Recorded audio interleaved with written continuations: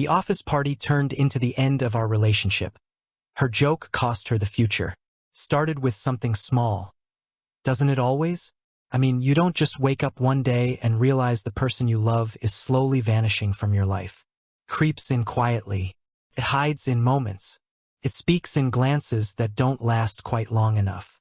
For me, the first moment was at an office party. One of those polished, well-lit events where people wear blazers just a little too tight and laugh at things that aren't really funny. Leslie had invited me almost like an afterthought. I remember her texting, "You can come if you want." And I replied, "Sure," like it didn't sting. The event was held at a tech company's rooftop bar in San Francisco. Real skyline stuff. Champagne flutes, neon-lit centerpieces, finger foods served on slate trays like that made them taste better. I came straight from the shop, changed in the car into something I thought looked decent. Button-up, pressed jeans, boots clean enough to pass. Still, I stuck out. My hands had that permanent calloused look no matter how much I scrubbed. My fingernails were short but rough. They talked about software integrations and quarterly projections. I listened, smiled, nodded, sipped soda through a thin straw. I was used to being the only one in the room who smelled like engine degreaser and knew how to bleed brake lines. Leslie was radiant, of course. She always was at these things.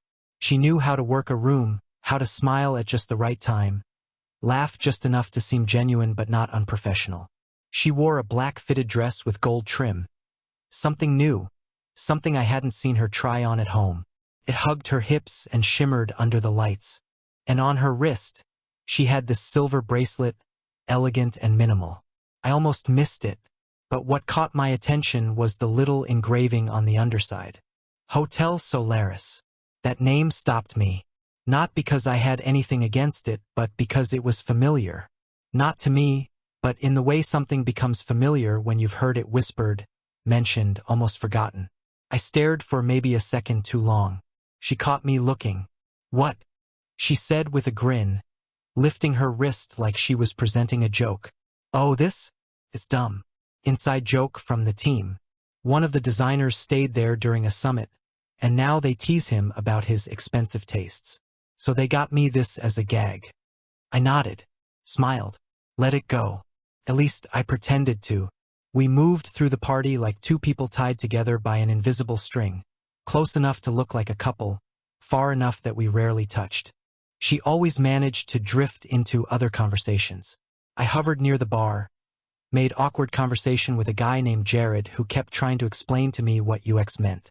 I said something about brake pedals being the original user interface, and he blinked at me like I'd spoken Greek. Leslie gave a speech later that night. It was supposed to be lighthearted, celebrating the completion of some big product rollout. I watched her from a distance as she stepped up to the mic, lit from behind by soft blue LEDs. She looked calm, collected, beautiful. Then she mentioned me jokingly. "My husband's here tonight. He's the one who makes sure my car doesn't fall apart between all the late nights. He's a mechanic, and every time I tell him about my job, he just says, 'Can it be fixed with a wrench?'" Laughter. Soft at first, then louder. Polite chuckles from the VPs, snorts from her design team. She smiled at them and moved on. She never looked at me, and I stood there trying to laugh along. But I felt something twist in my gut. I'd always taken pride in my work, not because it was flashy, but because it was real. When something broke, I fixed it. Simple, clean, honest. Not like the worlds they built out of jargon and slide decks.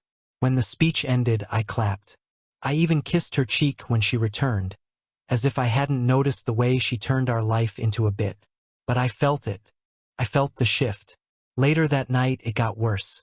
We were getting ready to leave. The crowd had thinned out. People trickled out in pairs, laughing softly, still carrying their wine glasses out to the elevators like nobody cared. Leslie was in a good mood, giddy from the attention, the praise. I held her coat open for her habit and helped her slip into it. As she pushed her arm through the sleeve, something fell out of the pocket and landed on the floor with a light plastic clink. A key card. Rectangular, smooth, beige with a brown stripe. I picked it up, flipped it over. Hotel Solaris. I looked at her. She hesitated just half a second too long, and then smiled, again too quickly. "Oh my God," she said, laughing like she couldn't believe it. "Okay, now they're really taking the joke too far. I swear, this must be from Rachel or Amir or one of them. They probably slipped it in there when I wasn't looking." "You didn't notice a hotel key in your coat pocket?" I asked, lightly. She shrugged, still smiling. "I don't usually check. I toss it on the chair when I get to the office. Maybe someone thought it'd be funny. You know how these guys are." Her words flowed too smoothly, like a script she'd rehearsed. She kissed my cheek and took the key card back, slipped it into her purse. I let it go, but something in me didn't. The rest of the night felt hollow. Even the drive home, filled with soft jazz on the radio and Leslie humming under her breath, felt performative. Like we were playing a version of our life, not living it. When we got home, she headed upstairs to wash her makeup off. I sat in the living room, still in my jacket, staring at the wall. Something about that bracelet, that key card, her speech, none of it sat right. And maybe that's when I started remembering all the other things I'd dismissed too easily. The nights she worked late but never seemed tired. The restaurant receipts I found in the laundry with meals I never ate. The cologne on her coat. Not mine, not even similar. The way she started locking her phone when she never used to. But those would come later. For now, I just sat there in the quiet hum of our house, realizing that something had shifted. She had laughed at me in a room full of people. And maybe they didn't mean anything by it. Maybe they didn't know the weight of it. But I did. That moment was mine. It was the first moment I truly saw it. That her world, polished and successful, was slowly drifting away from mine. And I was standing still, holding on to a version of us that maybe only I still believed in. After that night in San Francisco, the details started piling up. It's funny how memory works. You think something's normal, mundane, even, and then one moment of doubt turns those same memories into evidence. You start replaying conversations, routines, everything. And suddenly, what felt like a stable life starts to feel more like a cover story. The day after the office party, Leslie left early for work. She kissed me on the forehead while I was still in bed, said something about an 8 a.m.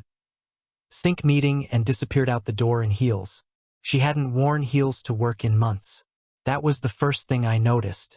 I stared at the ceiling after she left, wide awake. The bracelet, the key card, the joke in front of her coworkers. They weren't big things on their own. I kept telling myself that, but they left a splinter in my thoughts. The kind you can't ignore once it's under your skin. I started paying attention more. Leslie had always worked hard. I respected that about her. She was driven, organized, ambitious. When we first got together, she'd stay up late with her laptop open, mumbling about deadlines and presentations while I tinkered with an old motorcycle in the garage. That was our rhythm. I loved it. But lately, her version of working late had changed. It wasn't just the hours. It was the way she disappeared into them. She stopped coming home tired. She'd walk in looking energized, flushed, like she'd had a drink or two but never mentioned it. Her stories about her day became vaguer. Just meetings, she'd say, or same old, same old. And then she'd disappear into a shower that lasted 20 minutes longer than usual. Her phone was the second thing I noticed. We used to be casual about our phones. I knew her passcode. She knew mine. We'd swap playlists, take pictures on each other's cameras, even play Wordle together in the mornings. But after the party, her phone became something else. She started keeping it on silent, then on Do Not Disturb, then eventually locked. Always locked. When I asked her about it, she laughed. "Work's cracking down on security," she said. "There's been some stuff with data leaks." I nodded like it made sense. But in my gut, it didn't. Then came the nights she didn't come home on time. "I'm just grabbing drinks with the team," she'd text. "You don't have to wait up." I tried not to be that guy, the one who gets suspicious over happy hour. I told myself I trusted her. I reminded myself that she'd earned that trust over the years. But then I'd see the timestamp on the message, 10:42 p.m. And the image in my mind wasn't of a group of coworkers laughing over cheap margaritas. It was her sitting across from someone in a hotel bar, her bracelet catching the light, her laughter real in a way it hadn't been at home in months. I told myself I was imagining things, that I was being paranoid. But then came the receipt. It showed up in her purse. I found it by accident.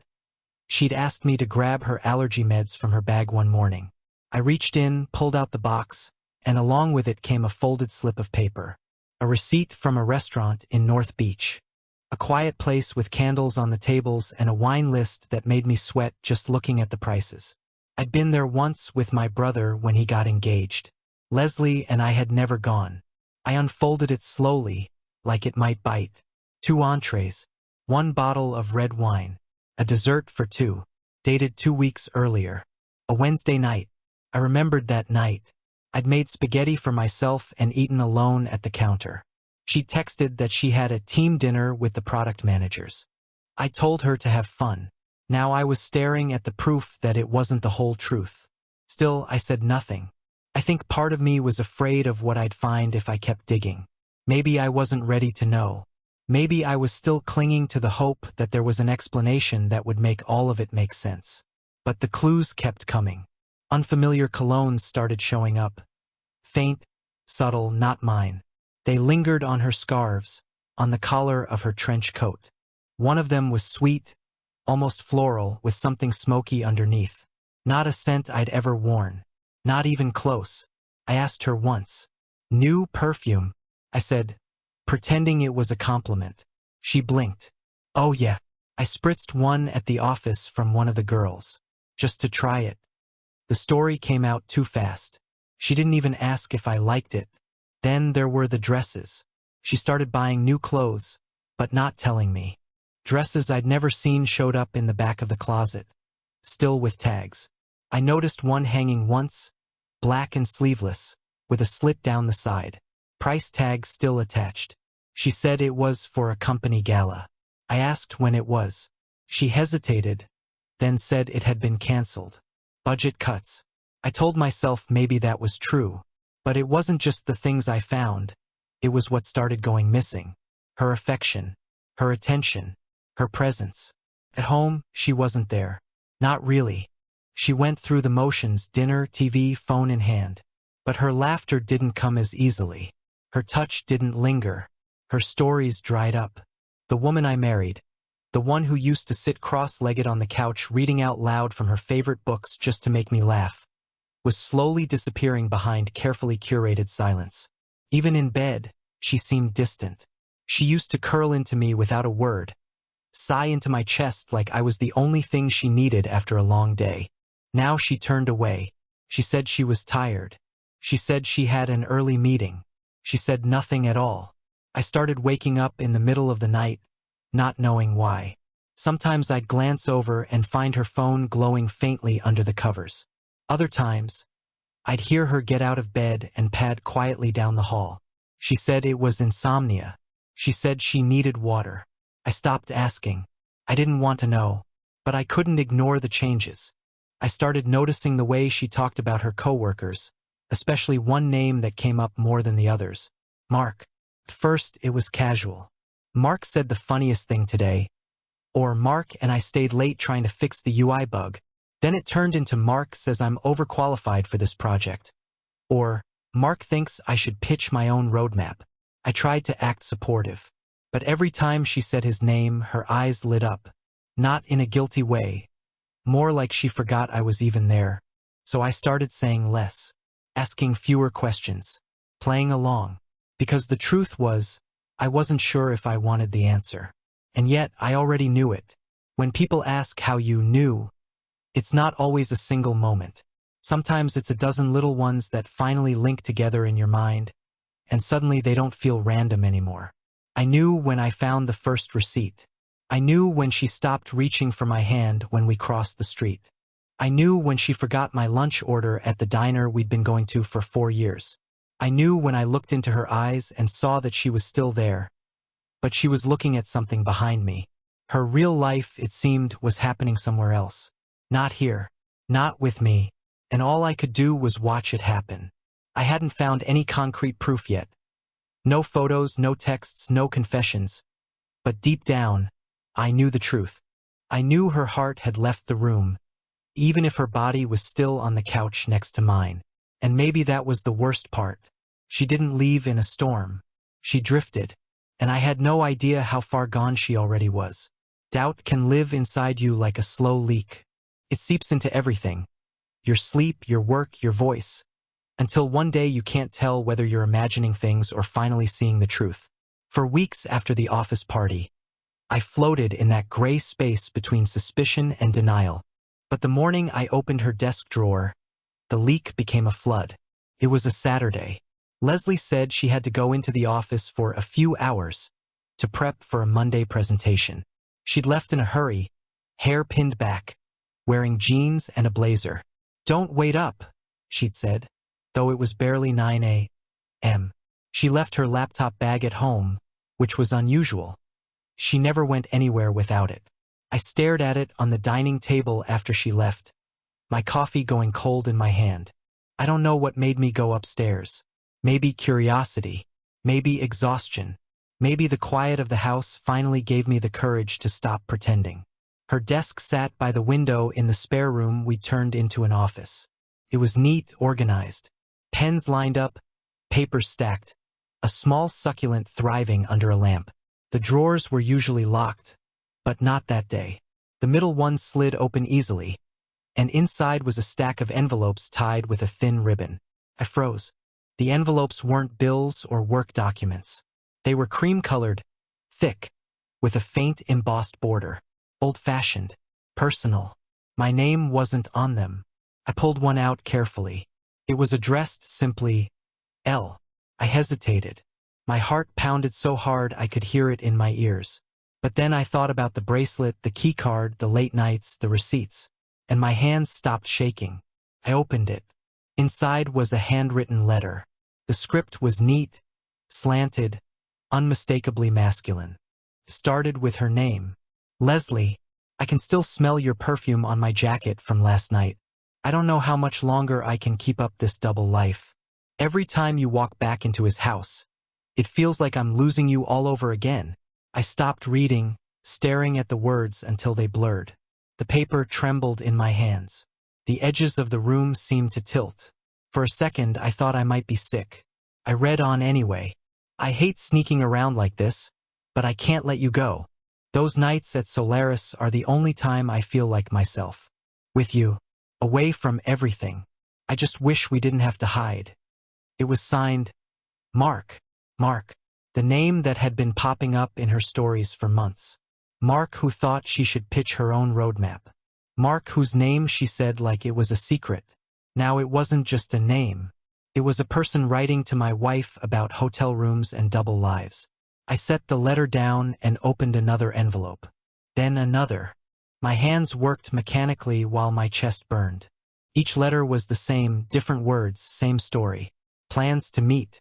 Complaints about living a lie. Frustration that she still went home to me. One mentioned a night at Hotel Solaris. Another mentioned our usual room. Another said, "I'm tired of pretending to be just your colleague at work." I felt like I was reading someone else's life. Like I'd stumbled into a book I never wanted to open but couldn't put down. Then I found an envelope with a date on it 2 months ago. A week when she told me she was in Denver for a work retreat. Inside was a card from Mark. "2 nights with you feels like a year of peace.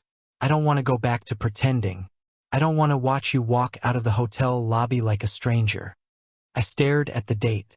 I remembered those 2 nights clearly. I'd eaten takeout in front of the TV, watched a baseball game, even texted her a photo of our dog curled up on her side of the bed. She texted back a picture of a conference badge and a blurry view of a skyline. I believed her. Now I was holding proof that she hadn't been in Denver at all. She had been with him, in a hotel room. My vision narrowed. My breath came shallow. I put the letters back in the drawer exactly as I'd found them, tied the ribbon neatly, slid the drawer shut. I stood there for a long time, staring out the window at nothing. My hands were steady now. Too steady. The doubt was gone. The wondering. The second-guessing. It was all gone. This wasn't suggestion anymore. It wasn't suspicion. It wasn't me connecting dots that didn't exist. It was paper and ink. It was her handwriting on the envelopes and his handwriting inside them. It was dates and hotels and confessions. It was betrayal. I walked downstairs and sat at the kitchen table, staring at my coffee, now cold and gray. I thought about every moment of the past few months. Every time I'd chosen to believe her instead of my gut. I thought about the speech she'd given at the party, the laughter, the way she'd used me as a punchline while wearing a bracelet from the hotel where she met her lover. I wanted to scream. I wanted to break something. But instead, I sat perfectly still. Felt like all the noise had drained out of me. After a while, I stood and walked to the garage. I sat on my workbench stool, surrounded by tools. Wrenches, sockets, screwdrivers, all lined up like soldiers. I stared at them. I fixed things for a living. Broken things. Damaged things. Things people think are beyond repair. But this wasn't something I could fix. The rest of the day passed in a blur. I think I drove somewhere, though I don't remember where. When Leslie came home that evening, she was cheerful. She kissed me on the cheek, her perfume sharp and sweet, and said the presentation was going to blow everyone away. She asked if I wanted Thai food for dinner. I looked at her and saw someone I didn't know. Someone who had written me out of her real life and left me in the shadows of a story she told herself about who she was. I told her Thai was fine. She smiled, opened her phone, started scrolling for takeout menus. She didn't notice my eyes on her. She didn't see me seeing her. And that's when I realized something else. She didn't even feel guilty, at least not enough to stop. I went to bed early that night. Lying next to her, I stared at the ceiling, my body rigid. She shifted in her sleep, turning away from me. The glow of her phone lit the room for a second, then went dark. I closed my eyes and made myself a promise.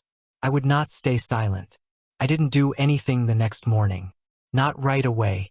I got up before Leslie, made coffee like I always did, sat at the kitchen table and stared at the cup while it cooled. I could hear her upstairs. The sound of the shower, the closet doors sliding, the quick clicks of heels across the floor. She moved through the house like everything was normal, like she wasn't carrying two lives in her bag and hoping they never collided. But they would, because I had stopped lying to myself. I didn't yell. I didn't throw her letters in her face. I didn't show her the drawer I opened or the card from the hotel. I was past the part of me that wanted an explanation. What I wanted now was the truth out in the open, where her world could see it the way I had. Leslie worked in an industry where image meant everything.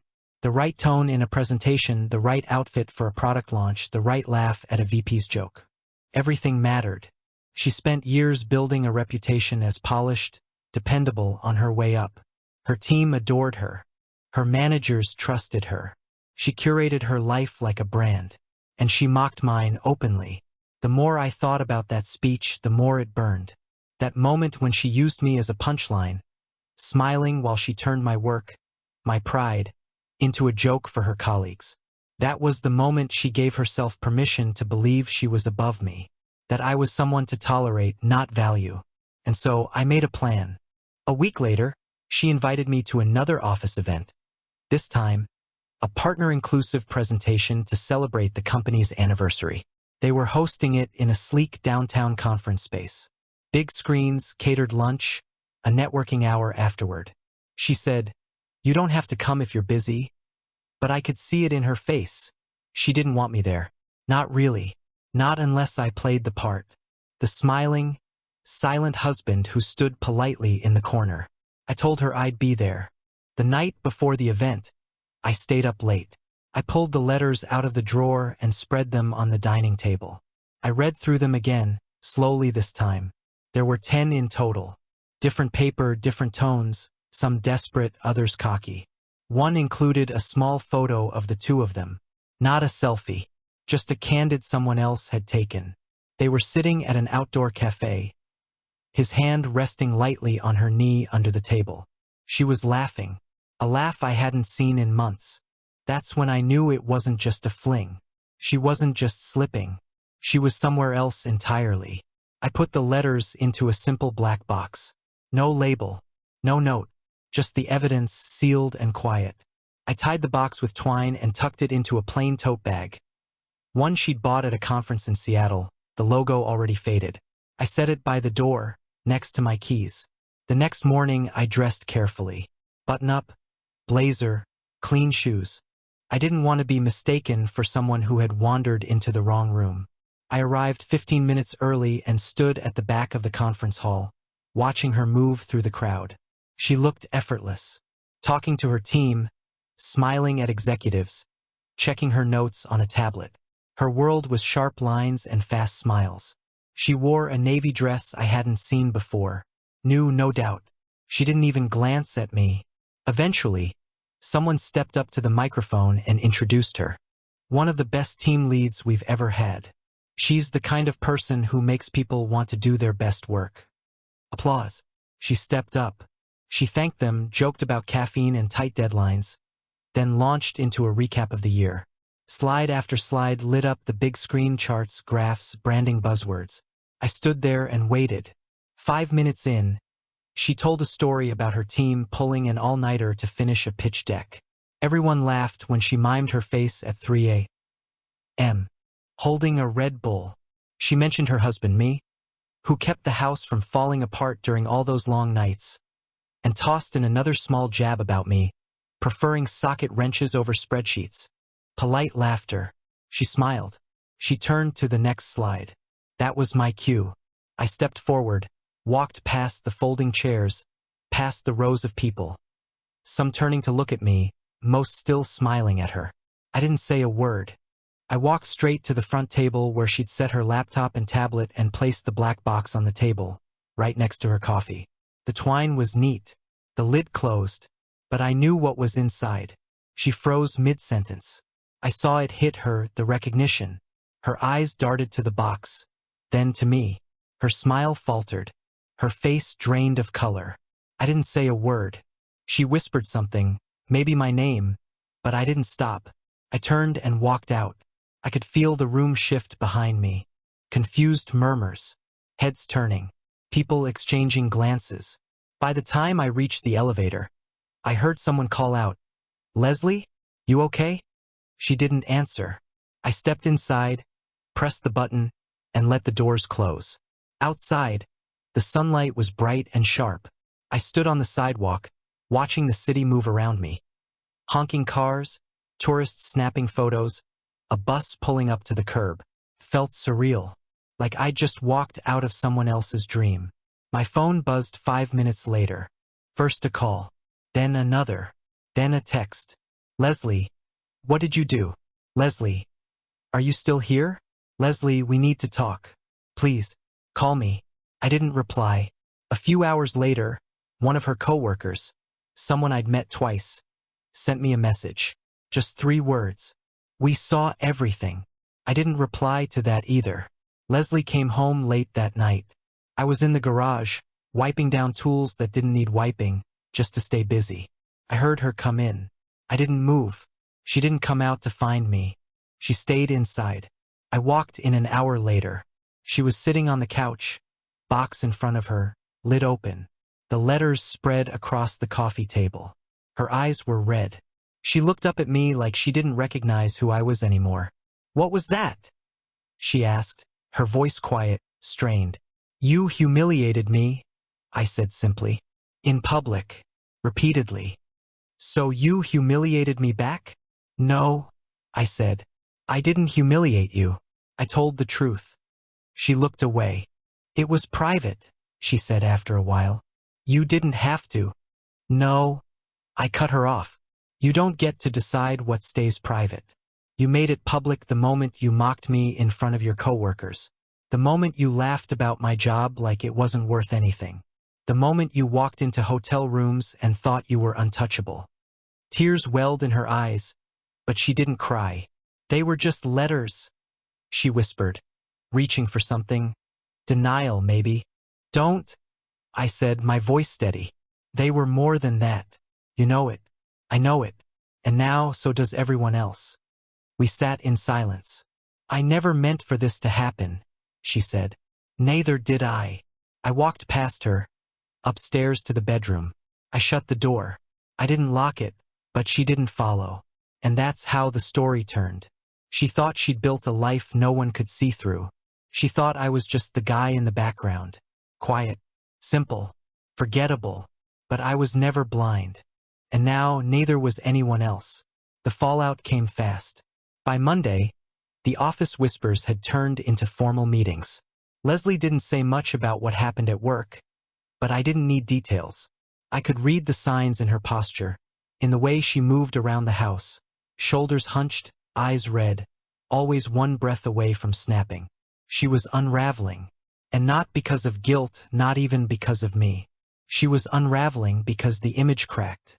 Her carefully managed persona, sharp, composed, untouchable, was bruised now. People at her job knew. They may not have read every letter, but they'd seen enough. A few coworkers unfollowed her on social media. One of her managers didn't respond to her emails for 2 days straight.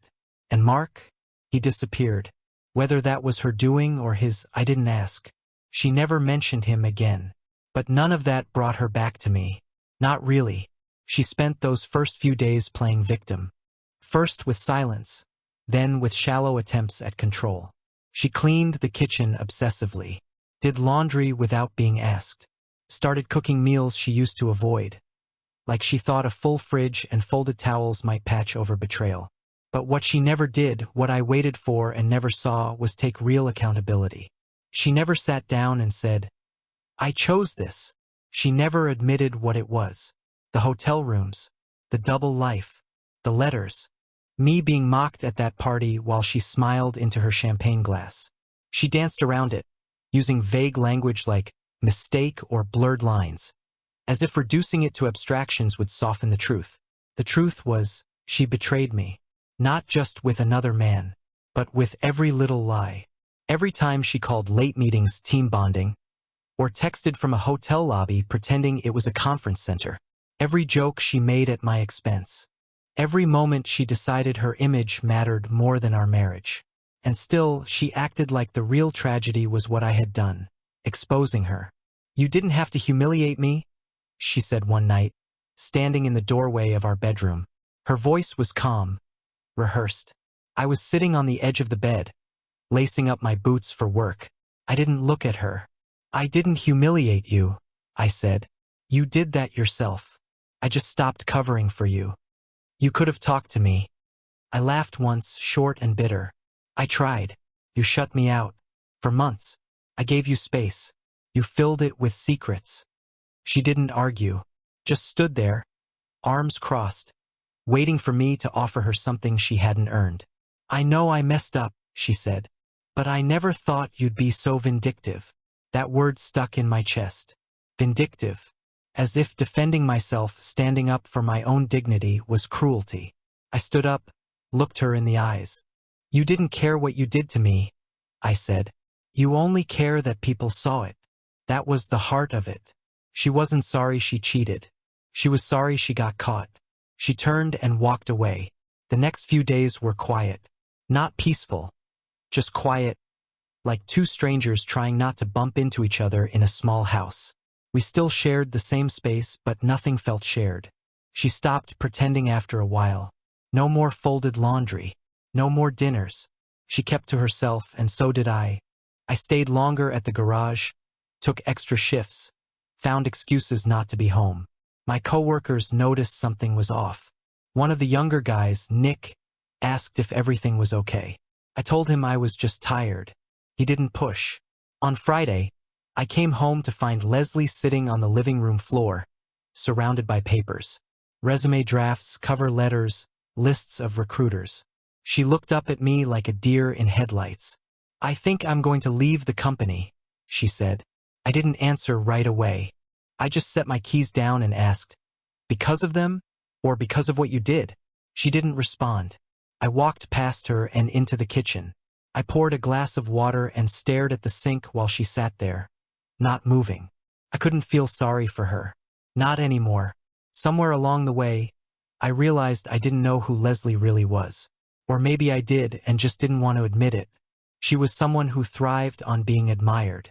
Someone who needed to be seen as above reproach. Someone who could smile to my face and lie with ease if it protected her image. The version of her I fell in love with, the woman who used to bring coffee to the garage just to hang around and talk while I worked, was long gone. Maybe she'd never existed at all. One night, I went into her office. Not to snoop, not to find more proof, just to sit, to look around the space where so many of her lies had taken shape. Her laptop was open. I didn't touch it, but I did notice something on her desk. A framed photo. It was old, probably from our second year together. We were standing in front of the cabin we rented up in Tahoe. Snow on the ground, her arm around me, her smile real. I didn't even remember that picture being taken. But there it was. I stared at it for a long time. Then I flipped it face down and walked out. Because whatever that version of us had been, it didn't exist anymore. Leslie tried to fix things in her own way. She suggested counseling. She left self-help books on the coffee table. Once, she came home with a binder labeled Rebuilding Trust. A workbook. She said we could go through it together. She said she was serious. She said a lot of things. But I couldn't hear her anymore. Because trust isn't something you fill out in a workbook. It's built in the quiet spaces, when no one is watching.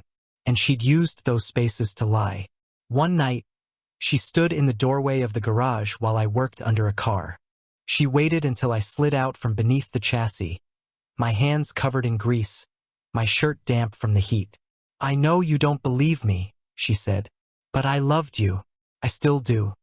I looked at her for a long time, and then I asked, "Do you even know what love looks like?" She didn't answer, because deep down I think she knew the truth. To her, love was about admiration, about being seen in a certain light. As long as I loved her the way she needed, quietly, supportively, from the background, everything was fine. But the moment that love required honesty, accountability, real work, she vanished. She didn't want love. She wanted worship. And I wasn't going to be her mirror anymore. That night, I slept in the guest room. She didn't stop me. She didn't follow. Maybe she knew it was too late. Maybe she thought this was just another bump we'd smooth over with time. But something in me had changed. I wasn't angry anymore. I was just done. I stopped checking where she went, stopped asking who she was texting. I didn't care. Not in the bitter way, not revenge, not resentment. Just an emptiness where caring used to live. She was no longer my wife. Not in any way that mattered. She had become a roommate. A stranger who wore her hair the same way but carried herself differently. A woman who had once told me I made her feel safe but then built a second life behind locked doors and muted phones. And as I lay in that narrow bed, staring at the ceiling, I finally let go of the version of her I had been clinging to. Because the woman I loved, whoever she had been, was gone. And the one who remained, I didn't recognize her anymore. On her laptop, I found more private messages with Mark, photos, plans for a vacation she told me was a work trip to Boston, flights, hotel reservations, even pet-sitting instructions. It wasn't just an affair. It was a life built around a lie. She wasn't confused or impulsive. She was deliberate. While I stayed home fixing what she abandoned, she was planning a future I was never meant to be part of. I left without a fight, packed my things and walked away, leaving a note that her joke had ended everything. Within weeks, I opened my own repair shop. The work she mocked became my freedom. She sent letters. I didn't read them. Her apologies were too late, her tears too polished. For the first time in years, I lived on my own terms. No shadows, no lies, and no more being the punchline in someone else's story.